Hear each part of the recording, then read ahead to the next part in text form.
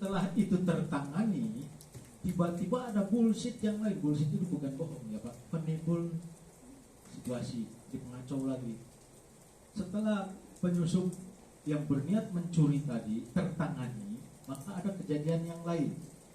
Nah kalau tadi kan di dalam ISPS pun kita tahu ya Pak, ada 6 elemen utama di dalam plan ya Pak. Ada yang masih ingat? 324 ini ada pelajarannya. Ada 6 di 325 juga ada. 6 elemen utama yang ada di dalam PFSP. Nah, dari 6 ini harus kita uji cobakan sesuai dengan prosedur plan, mampu apa tidak kita melakukan 6 prosedur itu. Yang pertama adalah pencegahan penyelundupan, penumpang gelap, atau akses tidak diizinkan, yaitu tadi. Dan ini kita skenariokan melalui dari sisi laut ya Pak. Yang kedua, setelah itu reda, setelah itu tertangani, ada kejadian yang lain, yaitu akan kita uji cobakan prosedur penanganan barang yang tidak didampingi pemiliknya atau barang yang tidak bertuan. Apakah security kita atau kita mampu menangani prosedur itu atau melakukan prosedur itu sesuai dengan PFSP. Jadi itu kita uji coba dari level naik level 1, 2, 3, turun lagi 3, 2, 1. Karena kita uji cobakan security level yang penuh 1, 2, 3, 3, 2, 1. Nah, kita lakukan itu. Baik, kita mulai dengan di security level 2. Fungsinya narator di sini Pak, kalau kita lihat berita di TV itu kan selalu ya Pak, peristiwa apa gitu kan, dibacakan oleh si pembawa berita itu ya Pak, telah terjadi ABCDEFGH, baru nanti kita lihatkan di layar itu, oh ini kejadiannya. Jadi inilah fungsinya narasi.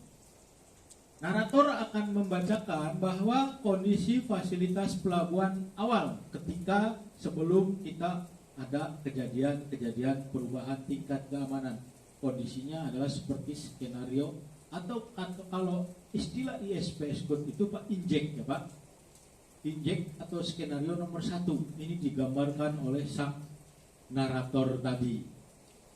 Nah, kalau kondisi keamanan ini sesuai dengan PFSP ya Pak, kan seorang PMSO itu harus tahu benar kondisi keamanan fasilitas pelabuhannya. Ya, untuk tahu dia tentunya harus meminta laporan kepada yang di lapangan. Yang di lapangan itu siapa? Ya kita ya Pak, sebagai security. Tentunya kita kan di dalam prosedur birokrasi ISPS Code ada hierarki ya Pak ya. Dari seorang petugas di lapangan kemana Pak Balang? Ke dari Danru ke Cip, baru nanti ke deputi dulu kan Pak, atau ke deputi atau harus bisa langsung ke PFSO? Deputi melalui deputi ya Pak, baru nanti dari deputi ke PFSO. Nah itulah hierarkinya ya Pak. Nah sekali lagi nanti walaupun kita di ruangan Pak, kita menggunakan prosedur komunikasi radio, walaupun kita tidak perlu menggunakan HT.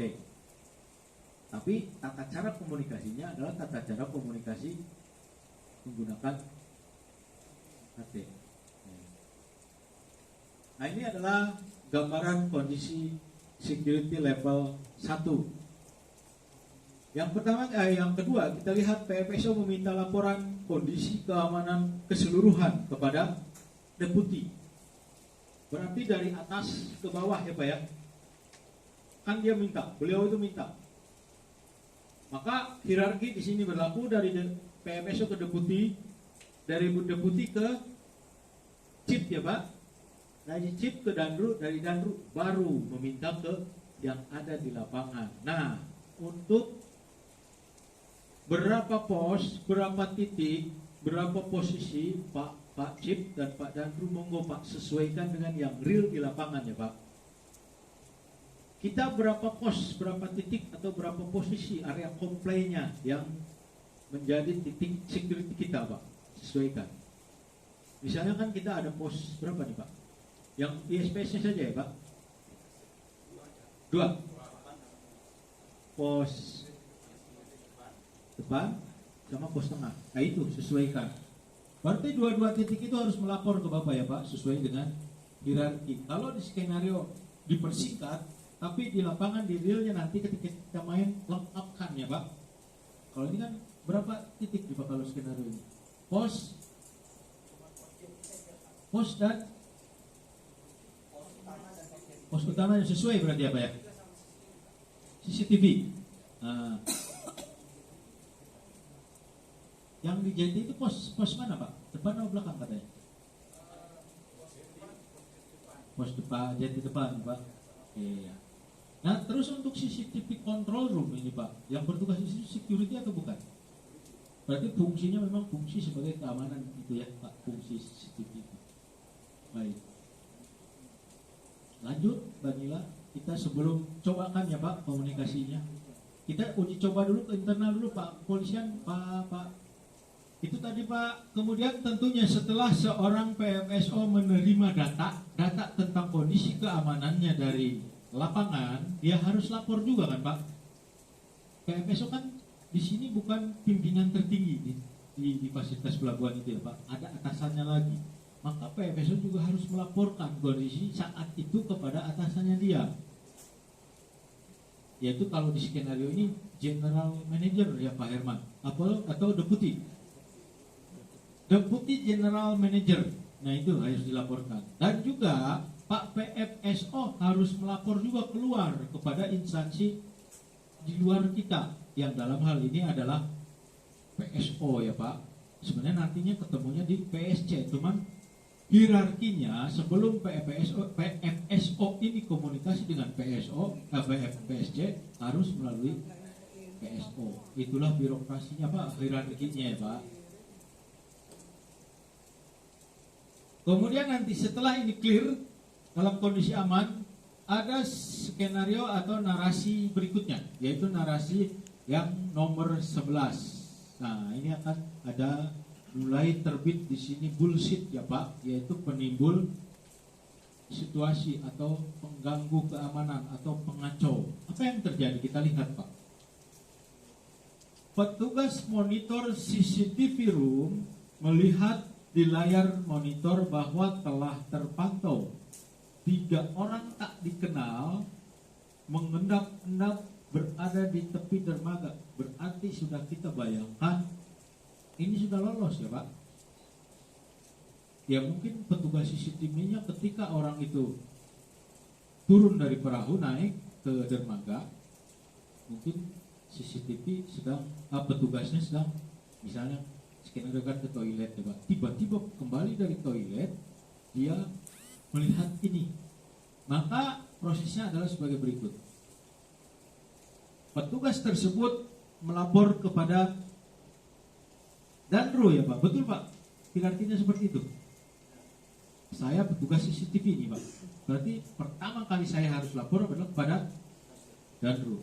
Oke.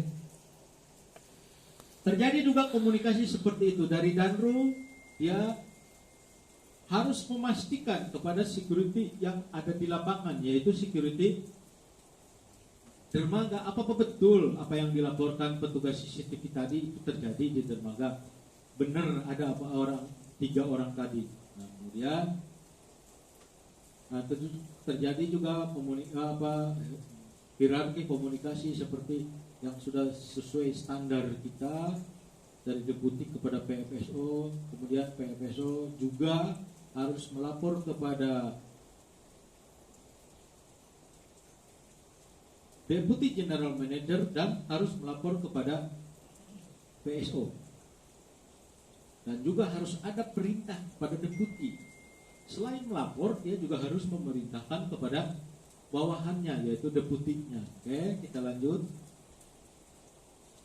Ini juga sama Pak, prosesnya seperti itu, hierarki komunikasinya. Maka akan terbit, karena ini kan sebenarnya Pak, kalau kita melihat skenario ini, PSC bisa langsung menaikkan 3 ya Pak. Kan ini sudah ada orangnya, penjahatnya sudah ada. Tetapi kita uji cobakan dulu, jangan dari 1 langsung ke 3, tetap melalui 2. Maka security level 2 tetap kita uji cobakan ya Pak.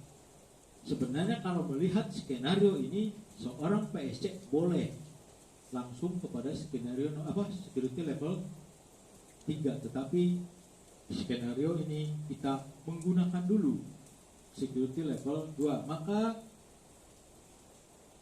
terbit perintah untuk menaikkan tingkat keamanan dari PSC melalui PSO kepada PMSO. Maka apa yang harus kita lakukan sebagai seorang security ketika menerima perintah itu?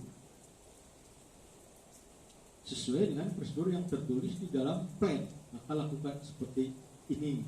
Nah, mengalami gangguan tidak akan terpengaruh kepada fasilitas terdekat ya Pak, bisa saja itu berpengaruh. Maka inilah gunanya kita mengkoordinasikan. PMSO tidak melaporkan kepada Indosemen, hanya mengkoordinasikan, menginfokan bahwa di tempat saya ada gangguan seperti itu. Nah, supaya Anda waspada, maka Bapak infokan kepada fasilitas pelabuhan terdekat. Oke. Ini juga sama, hierarki komunikasinya sama dengan ketika terjadi security level 1. Oke. Lanjut, Pak.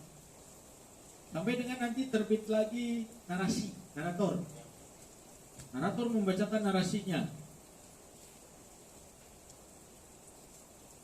Memang betul Pak, setelah dicek di lapangan, benar terjadi penyelundupan atau penyusupan yang dilakukan oleh 3 orang dan akan melakukan kejahatan.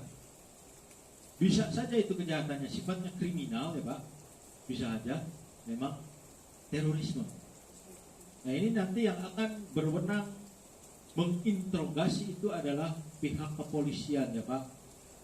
Makanya di sini pihak kepolisian lah yang akan turun Pak ketika hal itu terjadi.